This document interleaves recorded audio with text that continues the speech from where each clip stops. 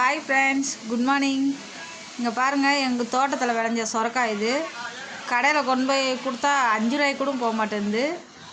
தெருமலை 10 ரூபாய்க்கு வாங்குவாங்க அதுக்கு முன்னே. இப்போ காய் கொஞ்சம் அப்படியே இதுவாக இருக்கிறதுனால, புள்ளியாக இருக்கிறதுனால 5 ரூபாய்க்கு கூட யாரும் வாங்க மாட்டுறாங்க. இந்த காய் உடம்புக்கு நல்லது, ஆனால் இதை எல்லோரும் சீப்பாக நினைக்கிறாங்க. அதே ஒரு நகை 60,000 கொடுத்து எடுக்கிறாங்க, புடவை 10,000 ரூபா கொடுத்து எடுக்கிறாங்க. இது 5 ரூபா கொடுத்து 10 ரூபா கொடுத்து இந்த காயை வாங்கி சாப்பிட மாட்டுறாங்க ஜனங்க. இதில் எவ்வளோ மருத்துவ குணம் இருக்குதுன்னு தெரிய மாட்டேது இவங்களுக்கு யாருக்கும். இது எப்போ புரிஞ்சுக்க போகிறாங்கன்னு தெரியல. இது சாப்பிட்டா சளி பிடிக்குமே தவிர, ஆனால் உடம்புல இருக்கிற நீர் சத்து, கெட்ட சத்தெல்லாம் எடுத்துகிட்டு நல்ல சத்தை மட்டும் கொடுக்கும்.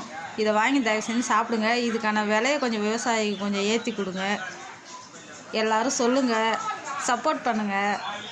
இந்தமாரி விவசாயிங்கள்லாம் அப்படியே நொந்து போய் பேசக்கூடாது. 20,000 ரூபா நான் செலவு பண்ணேன், ஆனால் இது வரைக்கும் 20,000 ரூபா போட்டு நான் அதை எடுக்கவே இல்லை. ரொம்ப கஷ்டமாக இருக்குது ஃப்ரெண்ட்ஸ். ஓகே, பாய். நீங்கள் வாங்காட்டாலும் பரவாயில்ல, நல்ல பொருளாக வாங்கி சாப்பிடுங்க. இந்த நகையிலே இந்த புடவையிலே பணத்தை போடாதீங்க. உடம்பு ஆரோக்கியம் தான் முக்கியம். பாய்.